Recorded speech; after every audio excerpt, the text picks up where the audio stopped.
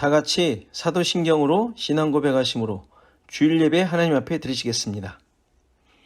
나는 전능하신 아버지 하나님 천지의 창조주를 믿습니다. 나는 그의 유일하신 아들 우리 주 예수 그리스도를 믿습니다. 그는 성령으로 잉태되어 동정녀 마리아에게서 나시고 본디오 빌라도에게 고난을 받아 십자가에 못 박혀 죽으시고 장사된 지 사흘 만에 죽은 자 가운데서 다시 살아나셨으며 하늘에 오르시어 전능하신 아버지 하나님 우편에 앉아 계시다가 거기로부터 살아있는 자와 죽은 자를 심판하러 오십니다.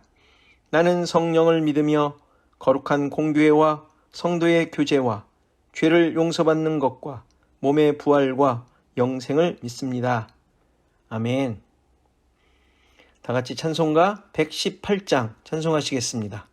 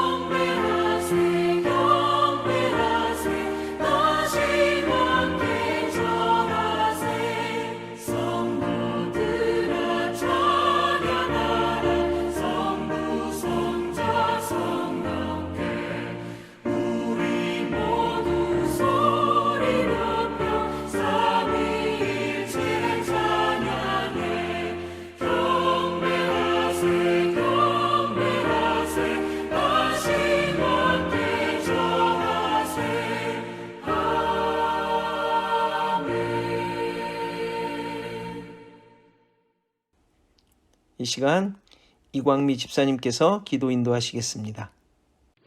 다 같이 기도하시겠습니다. 너는 그리스도 예수 안에 있는 믿음과 사랑으로서 내게 들은 바 바른 말을 본받아 지키고 우리 안에 거하시는 성령으로 말미암아 내게 부탁한 아름다운 것을 지키라. 하나님이 우리에게 주신 것은 두려워하는 마음이 아니요 오직 능력과 사랑과 절제하는 마음이니. 할렐루야. 사랑과 은혜를 풍성히 내려주시는 하나님 아버지, 오늘도 주님이 허락해 주신 귀한 시간, 우리 믿음의 식구들 하나님 말씀을 사모하여 함께 모이게 하여 주심을 감사드립니다. 또한 성탄절을 기리는 성가들을 들으면서 다시 한번 이 세상의 소망으로 오신 아기 예수의 탄생의 기쁨, 우리에게 허락된 그 귀한 구원의 기쁨을 감사할 수 있는 깨달음을 허락해 주심도 감사드립니다.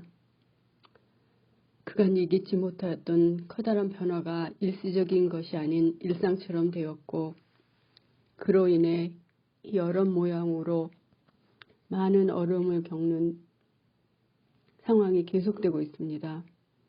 하나님, 그간 자유로이 또한 여유롭게 할 수 있었던 자그마한 일이나 모임들이 얼마나 귀하고 감사한 것들이었는지 새삼 깨닫게 되었습니다. 주님, 이 시간 간절히 비옵기는 이렇게 알 수 없고 힘든 매일이 계속되고 있는 과정을 통해 하나님만이 저희의 모든 것을 이끌어가고 계심을 깨닫고 담대하게 기쁨으로 하루하루를 살아가는 귀한 믿음을 우리 모두에게 허락해 주시옵소서. 힘듦과 어려움, 두려움 속에서 하나님의 사랑과 간섭하심을 감사하며 증거하는 용기를 주시고 저에게 허락하신 그 능력의 분량대로 이웃을 돌아보며 주님 사랑 나누고 전하는 너그러움과 서로의 짐을 대신 나누어서 질 수 있는 지혜도 허락하여 주시옵소서. 주님, 오늘 이 시간 주님의 귀한 말씀 전해주시는 우리 목사님과 그 가정에 늘 주님의 풍성한 은혜와 사랑이 넘치게 하여 주시옵소서. 또한 경제적으로, 육신적으로, 정신적으로 힘들고 어려워하며 주님께 치유와 회복을 기도하는 여러 지체들의 간절한 기도를 들어 응답하여 주시옵소서. 하나님, 모든 것 감사드리며 이 모든 말씀 우리 주 예수님 이름으로 간절히 기도드렸습니다. 아멘.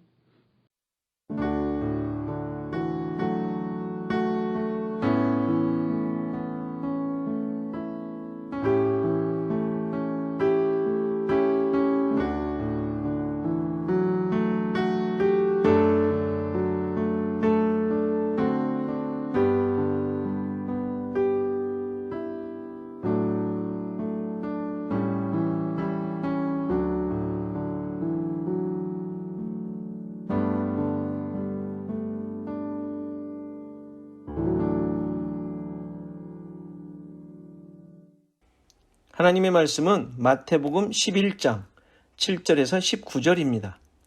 마태복음 11장 7절에서 19절 말씀입니다. 다 같이 한 목소리로 봉독하십니다. 시작. 그들이 떠나매 예수께서 무리에게 요한에 대하여 말씀하시되 너희가 무엇을 보려고 광야에 나갔더냐?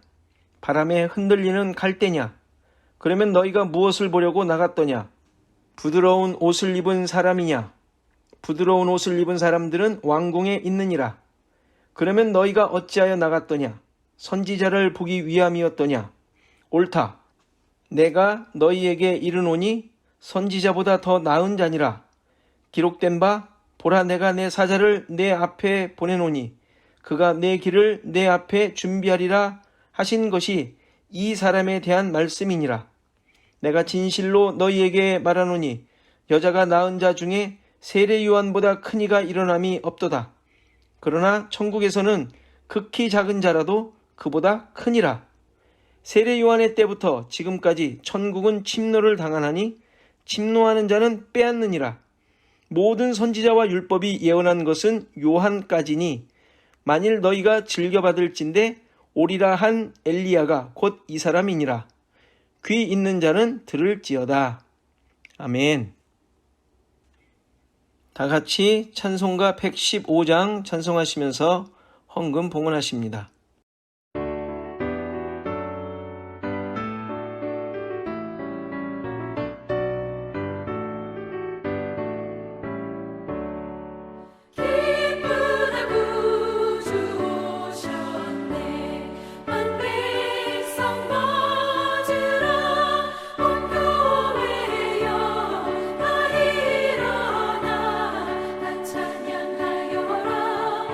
찬양하여라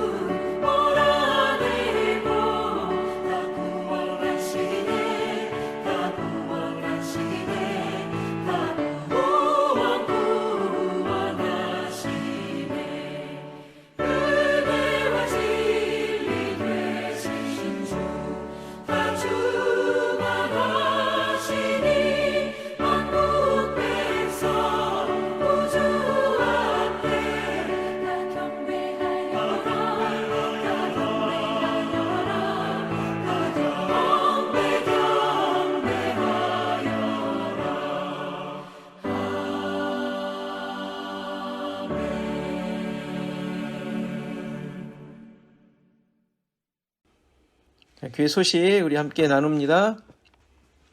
오늘은 성탄 주일로 우리가 지키는데요. 특별한 행사도 없고 어떤 축하할 수 있는 또 기념할 수 있는 것은 없지만 그래도 이 땅에 오신 주님을 다시 한번 기억하고 그 은혜와 평강이 여러분들에게 함께하기를 빕니다. 자, 그리고 이제 코로나 상황이 계속되고 있습니다. 늘 주님과 동행하시며 말씀으로 자신을 살피고 서로 돌아보는 기회가 되기를 바랍니다. 끊임없이 이러한 모습들 계속 유지할 수 있도록 힘써 주시기 바랍니다. 자, 내년부터 성경 공부 갈라디아서를 하는데요. 같이 참여하실 분들은 신청해 주시기 바랍니다. 또 책을 또 이렇게 주문해야 되는데 여러분들 빨리 이번 달 안에 여러분들 말씀해 주시면 같이 공부하도록 하겠습니다. 자, 김한철 장로님을 위해서 계속 기도해 주시고요. 치료의 모든 과정에 주님의 손길이 함께하기를 간절히 기도합니다. 자, 성경 읽기 사무엘상 28장이고요. 이제 사무엘하로 들어갑니다. 계속 힘써 주십시오. 이 시기에 또 말씀 보는 것 게을리하지 않도록 힘써 주시면 좋겠습니다. 우리 다 같이 기도하고 하나님 말씀 보십니다. 주님의 은혜에 감사드립니다. 이 시간을 통해 예배의 기쁨과 또 성탄의 은혜가 모두에게 가득하게 하시고 세상의 풍조에 따르지 않는 믿음으로 살도록 인도하여 주옵소서. 오늘도 주의 은혜와 사랑에 감사하는 그들의 손길에 복을 주시고 모든 삶에 주님만이 드러나는 역사가 있게 하옵소서. 말씀으로 새롭게 하시고 오늘도 나의 못남이 발견되며 어리석음이 확인되어 십자가를 붙드는 그런 시간이 되게 하옵소서. 예수 그리스도의 이름으로 기도하옵나이다. 아멘. 세례 요한이 제자들을 보내어 예수님의 정체성에 대한 질문을 했을 때 예수님께서는 너희가 듣고 보는 것을 전하라 하고 말씀하셨죠. 맹인이 보며 못 걷는 사람이 걸으며 나병 환자가 깨끗함을 받으며 못 듣는 자가 들으며 죽은 자가 살아나며 가난한 자에게 복음이 전파된다. 이런 사실을 전하라고 하셨습니다. 이 말씀은 메시아가 정치적으로 불의한 세력을 힘으로 몰아내고 하나님의 통치를 이루는 것이 아니라 자기 백성을 저희들의 죄에서 구원하시는 메시아이심을 전하라는 말씀이었죠. 그러니까 지금까지 예수님께서 쭉 해오셨던 사역이 무엇을 의미하는지 다시 생각하도록 요구하신 것입니다. 그리고 나서 요한의 제자들이 떠나자 예수님께서는 이제 세례 요한에 대한 설명을 다시 특별한 관점을 가지고 하십니다. 세례 요한이 마치 오실 메시아에 대해 큰 오해를 한 것 때문에 그의 사역이나 그가 전한 내용 또는 그의 위치에 대해 사람들이 잘못 이해할 수 있었기 때문입니다. 그러시면서 이렇게 무리들에게 묻죠. 너희가 무엇을 보려고 광야에 나갔느냐? 바람에 흔들리는 갈대였느냐? 아니면 부드러운 옷을 입은 사람이냐? 이 질문의 의미는 세례 요한이 전도할 때 무리들이 어떤 대단한 기대를 하고 나갔던 것이었느냐라고 질책성 질문을 하시는 것입니다. 그게 아니었지 않느냐? 분명히 너희들은 선지자를 보러 나간 것 아니냐라고 다시 질문하시는 거예요. 그러니까 이런 질문을 하신 이유가 뭐겠어요? 지금 무리들이 세례 요한에 대해 제대로 이해하지 못하고 있었다라는 이유 때문이었습니다. 참으로 보잘것없는 행색이었고 어느 누구에게도 인정받을 만한 것이 전혀 없는 자였죠. 게다가 지금 감옥에 있으니 그가 행한 그 선지자적 모든 일에 대해 별 가치가 없는 것으로 생각할 수밖에 없었던 것입니다.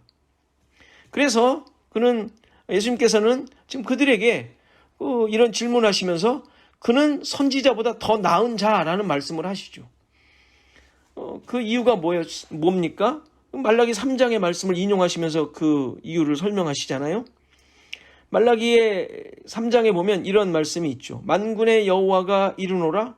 보라, 내가 내 사자를 보내리니 그가 내 앞에서 길을 준비할 것이요 또 너희가 구하는 바 주가 갑자기 그의 성전에 임하시리니 곧 너희가 사모하는 바 언약의 사자가 임하실 것이라. 그가 임하시는 날에 누가 능히 당하며 그가 나타나는 때에 누가 능히 서리요. 그는 금을 연단하는 자의 불과 표백하는 자의 잿물과 같을 것이라. 지금 이 말씀을 하신 배경은 하나님께서 구원자, 즉 너희가 사모하는 바 언약의 사자를 이제 보내실 것인데 그 앞서서 길을 준비하는 자가 있음을 말씀하실 거라고 1절에 말씀하시죠. 내 사자를 보낸다고요. 그런데 예수님께서 바로 이 자가 세례 요한임을 증거하신 거예요. 그런 면에서 세례 요한은 마지막 선지자인 것이죠. 구약의 선지자들이 하나님의 약속인 구원자에 대해 선포를 했기 때문입니다. 여기까지는 예수님께서 세례 요한에 대하여 약속된 선지자, 내 사자임을 설명하심으로 사람들이 세례 요한에 대해 가질 수 있는 오해를 풀어주신 것이죠. 그런데 11절부터 세례 요한에 대한 설명이 전혀 다른 의미로 흐르게 됩니다. 여자가 낳은 자 중에 세례 요한보다 큰 이가 일어남이 없는데 천국에서는 극히 작은 자라도 세례 요한보다 크다고 하십니다. 그러니까 세례 요한에 대해 특별한 평가를 해주신 것이죠. 이 말씀의 의미가 무엇일까요? 여기서 그가 가장 큰 자라는 사실과 함께 천국에서 가장 작은 자라는 두 가지 정체성의 의미는 예수 그리스도를 중심으로 이해해야 그 뜻을 잘 알 수가 있습니다. 그가 가장 큰 자라는 위대함은 그의 모습이나 자격에 있어서 그렇다는 말이 아닙니다. 그의 사역으로 말미암아 주어진 가치를 말하는 것이죠. 선지자들은 하나님께서 약속하신 것을 선포하는 자들인데 그 약속의 정점인 예수 그리스도를 직접 소개하는 역할을 세례 요한이 했으니까 그가 가장 가치 있고 비교할 수 없는 증거를 한 자라는 의미에서 가장 큰 자가 된 것입니다. 그러나 천국에서는 세례 요한이 가장 작은 자라는 것입니다. 이 말의 의미는 무엇입니까? 이 말의 의미도 세례 요한의 사역이 그랬다는 말입니다. 그는 예수 그리스도를 소개했지만 예수 그리스도로 말미암은 하나님 나라에 속한 자가 아닌 것입니다. 천국에 가지 못했다는 말이 아니라 새롭게 시작된 하나님 나라의 시대, 그 시대의 사람이 아니라는 말입니다. 즉 예수님을 보기는 했지만 그로 말미암아 시작된 은혜는 맛보지 못한 구약의 선지자라는 의미에서 작은 자라는 말입니다. 이것이 바로 13절의 의미입니다. 이 사실은 중요한 의미가 있죠. 신약의 성도들이 가지는 가치와 정체성이 어떠한 것인지를 알려주기 때문입니다. 구약의 성도들은 예수 그리스도를 기다리며 인내하며 기뻐했던 자들입니다. 약속을 받았기에 하나님의 신실하심으로 이루어질 것을 가지고 사는 것이죠. 그러나 신약의 성도들은 이미 이루어진 약속을 가지고 사는 것입니다. 훨씬 더 분명하고 특별합니다. 성령께서 우리 안에 오셔서 그 사실을 깨닫게 하시고 믿으며 살도록 도우시기 때문입니다. 물론 오실 예수 그리스도를 기다리며 인내하는 부분은 구약의 성도들과 비슷하지만 이미 가지고 있는 내용은 훨씬 더 분명한 것입니다. 어떤 기준과 믿음을 가지고 살아야 하는지는 구약과 전혀 다른 내용이죠. 이를 12절에 설명하고 있습니다. 세례 요한 때부터 천국은 침노를 당하는데 침노하는 자들이 천국을 빼앗는다는 것입니다. 이 말씀은 마치 애써서 천국에 들어가야 하는 것처럼 이해가 됩니다. 당연히 그런 의미가 아닌 것이죠. 만일 그렇다면 예수님께서 오셔서 십자가를 지실 필요가 없고 믿음을 주셔서 은혜로 구원하신다는 것이 무색하게 됩니다. 여기서 침노를 당한다는 말은 다른 의미로 해석될 수 있습니다. 그것은 천국이 힘차게 온다고 해석할 수 있는데요. 다시 말해서 주체가 천국이 되는 것입니다. 실제로 그 헬라어 문법에 의해서도 가능한 해석입니다. 따라서 이 구절은 세례 요한 때부터 지금까지 천국은 힘차게 밀고 들어와 전진한다는 의미가 되죠. 예수님께서 이 땅에 오심으로 선포된 천국 복음은 빛이 되어 어둠을 밝히며 구원과 심판을 이루고 있는 것이죠. 이러한 상황에서 강한 사람이 천국을 빼앗는다, 강탈한다는 말은 천국이 강력하게 침투해 오는 상황과는 반대로 천국에 참여하는 자들이 핍박과 공격에 부딪히게 될 것을 말씀하시는 것이에요.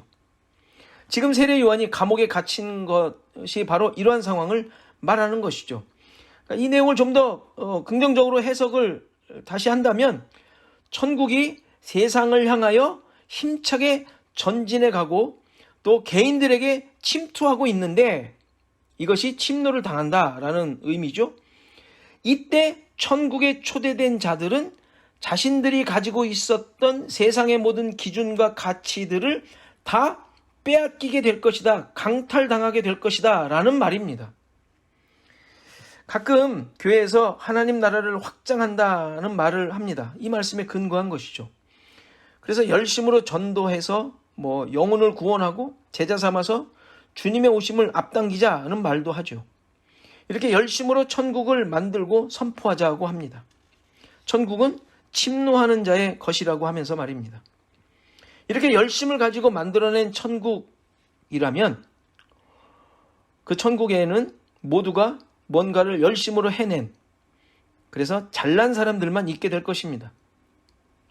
마치 교회를 건축하고 많은 헌금을 한 사람, 좋은 말로 말해서 헌신한 분들을, 그들의 이름을 그 주춧돌에 새기는데 그런 것과 다르지 않은 것이 되죠.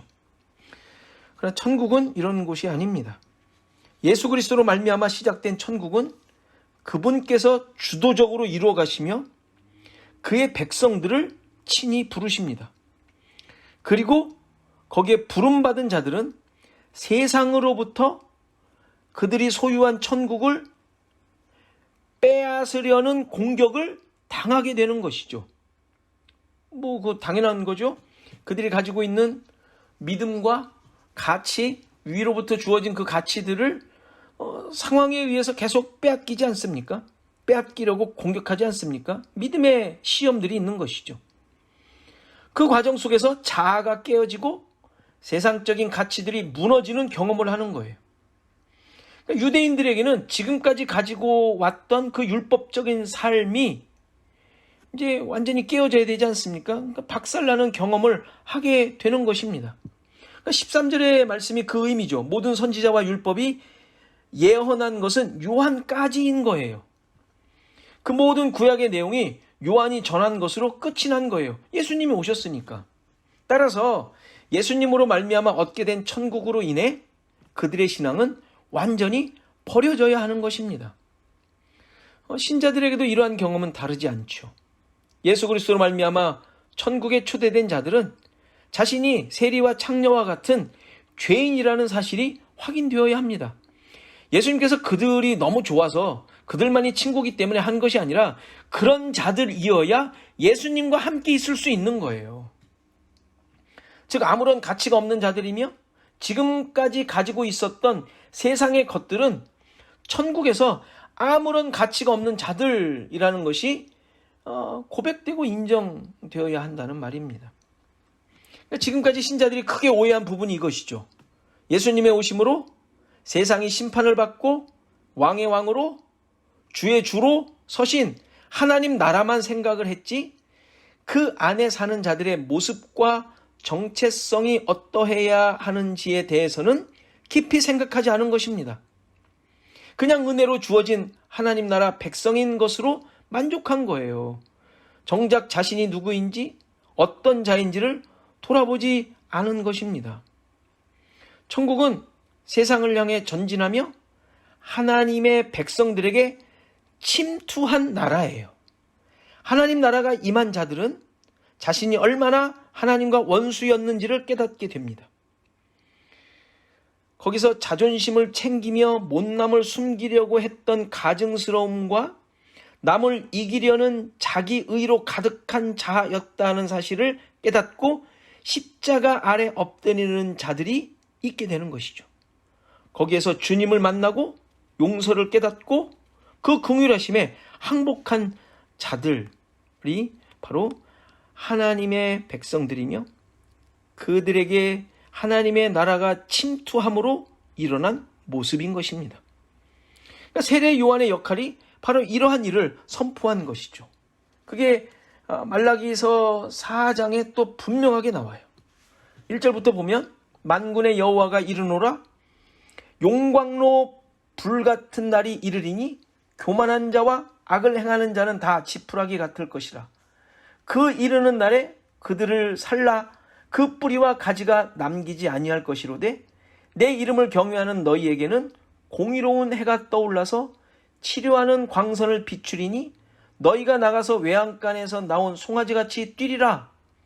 또 너희가 악인을 밟을 것이니 그들이 내가 정한 날에 너희 발바닥 밑에 재와 같으리라. 만군의 여호와의 말이니라. 너희는 내가 호렙에서 온 이스라엘을 위하여 내 종 모세에게 명한 법 곧 율례와 법도를 기억하라.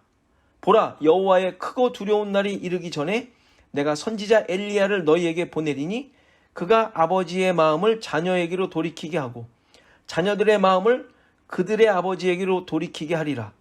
돌이키지 아니하면 두렵건대 내가 와서 저주로 그 땅을 칠까 하노라 하시니라. 이게 이제 엘리야 즉 세례 요한을 보내심으로 일어나는 일들인 거예요. 엘리야가 세례 요한이라고 지금 말씀하셨으니까. 그러니까 세례 요한이 소개한 주님을 만남으로 확인되어야 할 모습들이 바로 이런 내용들이죠.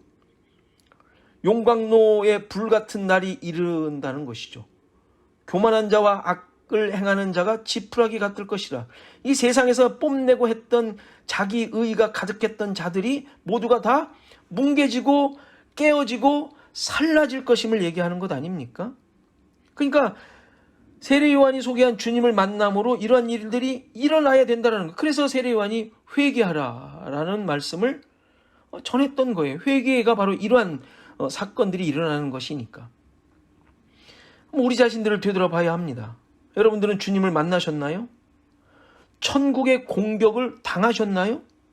그래서 자기가 가진 것들이 부서졌습니까? 그리고 지금도 그 침투함으로 부서지고 있습니까? 이렇게 노략질을 당하는 것에 대해 우리는 실망하지 않아야 합니다. 천국으로 말미암아 우리는 계속 노략질을 당합니다. 세상으로부터 노략질을 당할 뿐만 아니라 하나님 나라의 그 능력이 우리를 치고 깨고 깨어서 노략질을 당하는 것이죠. 그러니까 이런 것들에 대해 우리는 실망하지 않아야 합니다. 그래야 주님을 의지하게 되기 때문이죠.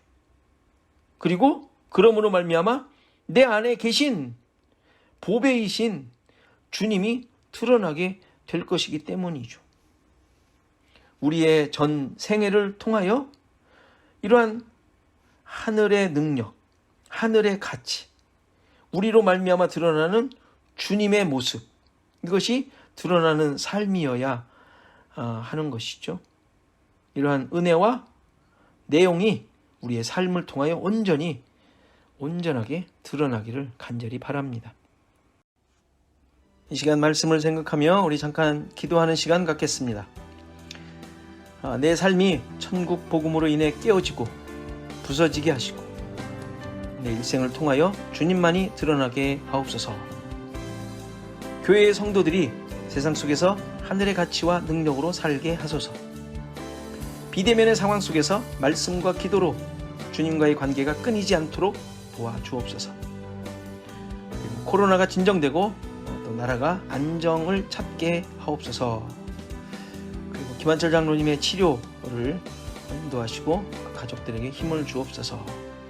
여러 가지 상황 속에 힘들어하고 또 고생하는 우리 성도들을 위해서 다 같이 이 시간 1분 동안 기도하시겠습니다.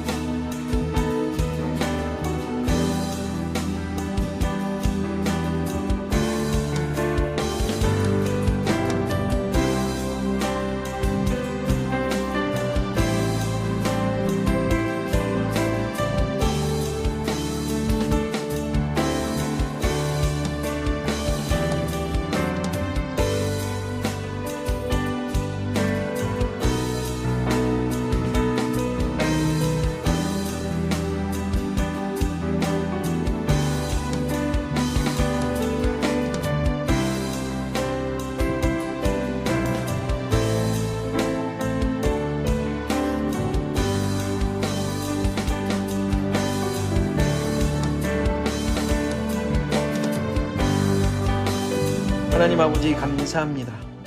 우리를 향한 주님의 뜻을 알 수는 없지만 주님만을 의지하게 하시고 주의 능력으로 살게 하심에 감사드립니다.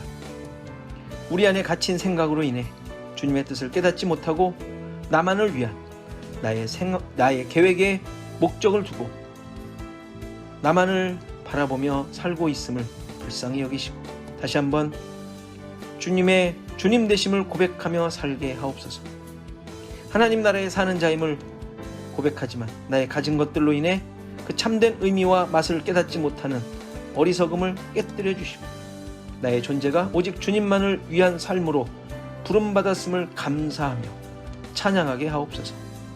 코로나로 인해 비대면의 상황이 계속되는데 이때에도 우리의 정체성을 잃지 않게 하시고 늘 주님과의 관계를 놓치지 않도록 도와주옵소서.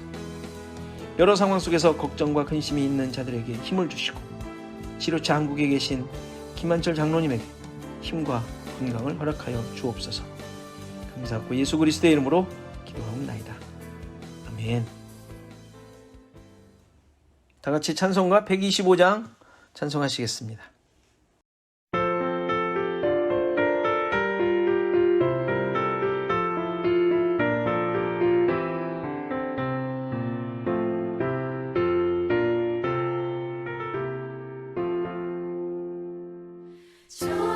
천사들의 노래가 하늘에서 들리니 산과 들이 기뻐서